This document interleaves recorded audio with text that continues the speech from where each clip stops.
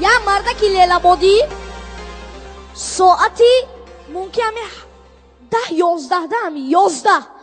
تومن اخوجان دوشنبه اومد است ماشین خطی یکی چراغاش میموره وای نو شوفیر نمیدونه چی کار کنه ایسوس نگاه میکنه که یک همین ماشین قفا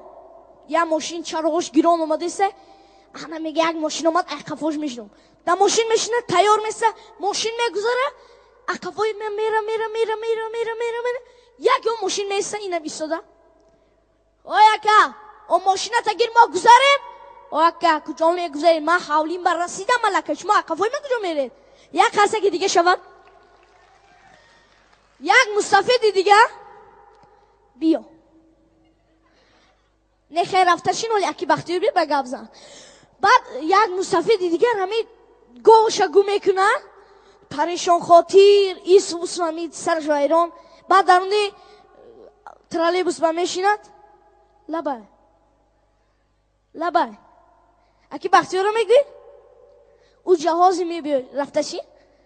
جان تسد ما تکی بلا بنمان بعد پریشان خاطر در اونی ترالیبوس انا اومد بیا جورا جان بیا زیبی مجلسم یک قرصه برای این بچه دو بار میبرم اون نامه نکنیم السلام علیکم شما نغزین تینجین سلامت نغزای نامو چیه صنوبر دختری ها ما با بچه کده برای چکفتا گشتیم اینا کو قندو تا ان خیگرد یگون بچه تو لیز نمیگرد اگر کلام شوی کو اون من دور میگردم فهمیدی تو چی برانگی بچه переводчик یک کسی دیگه کی این بچه که شروع بیا سلام کنیم اینجا بیا با جانوشه بیا اینجا السلام علیکم تاقا جان نغزه تیجه خوبی نام شما چی چی گفت دقت نامتون چیه چی گفت نام چیه صنوبر نام این بچه چیه نام تا بگو نامش چی بوده افبر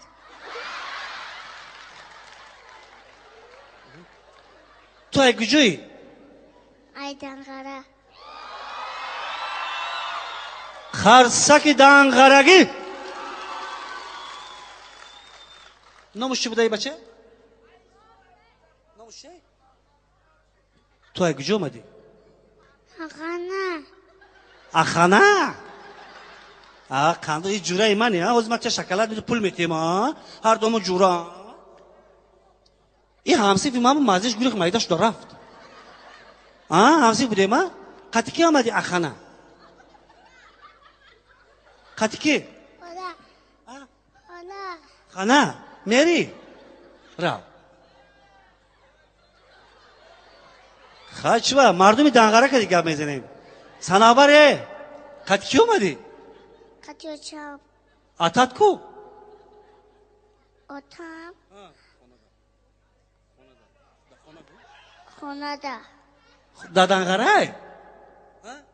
چند روزه اومدی 8 روزه یکنیم هفته ما تو میستیم جوره دایی دوشنبه 8 روز اومده اتاتا نغز ببینی آچتا اتمه آچتا کندو تزن این لباسه کی خری اتم پولا کی دو اتم اتات کار میکنه ها دا گجو ده خونه آچت چی کار میکنه اتم کار میکنه اتات در خونه چی کار میکنه ده خونه کار میکنه چی کار میکنه کار چی کار کار میکنه چی کار اوقات میکنه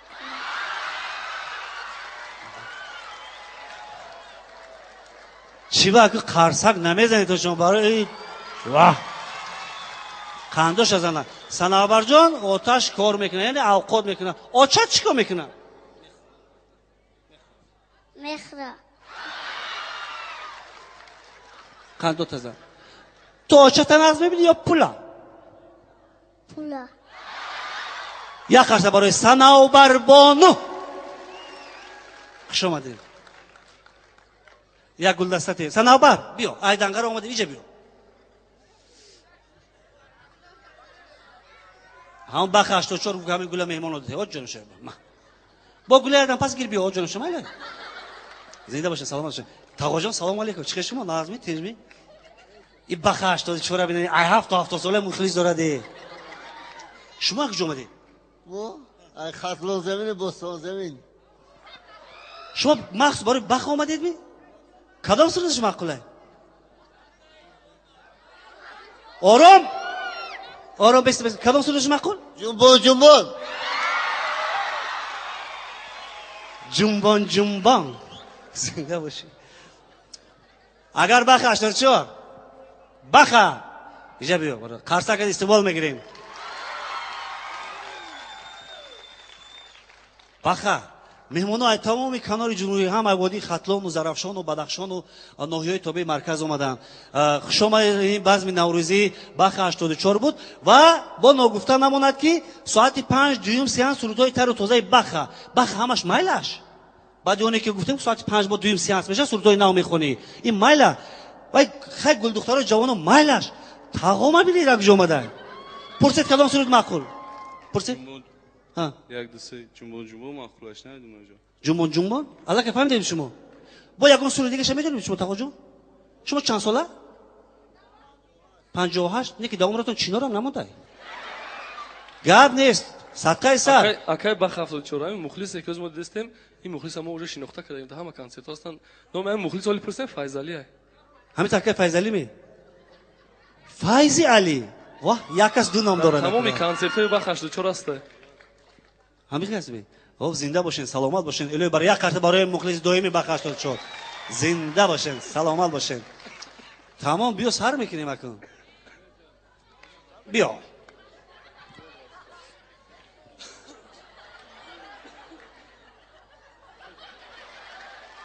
بیا ما مصلحت کردگی مردمی دنقره کردی سلامت باشیم حالی آدم پس با برو خواهر جان ای جوره جان میگم خشه مرحمت جنبان و من یک صحبتی آزاد میشوه کدام ای گل دخترا مخلص اشهدی بخ 84 شما یگون سرود چه میدونی بیا مرحمت دو مصرش کی میخونه سرودی بخ 84 کی بای بیاد اینجا بیاد بیاین دو تا دختر بیا با کی شما چی خواهر بیا لا یا بیا اینجا بیا خواهر این دیگر نه برو واه بیا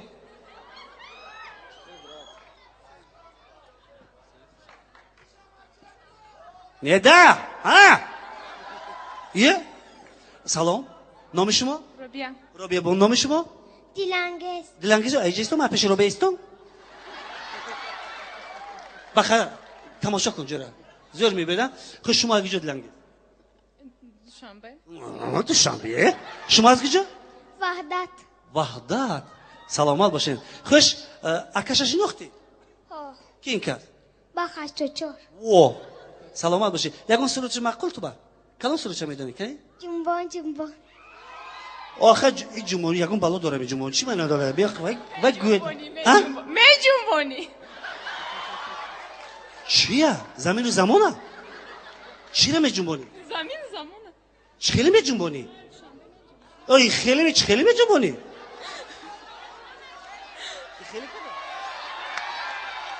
همین جنبون همین خیلی می کنی خان تو جنبون نگو دو بسرش خان جنبون جنبان خوش روچه جنبان قدی لرزانم من بردم در هر دو چشمای شیرین آرامی جانم بناز میره یا ایستا من قدماتا آیستا تر با جمان کی نشکنی کبلو کتا یکی میرنگزی استادر جنبونه که کبلو که بونه نشکنه مالش می شما یکون سوری دیگر چه میدونید بخیر همین میدونید میخونیم گپ نیست مرحمت نه مالش حاضر میخونه یکی کابل که احتیاط کنید مالش می سلامت باشین رابی زنده باشین جنبون رفتیم مرا سلام باشین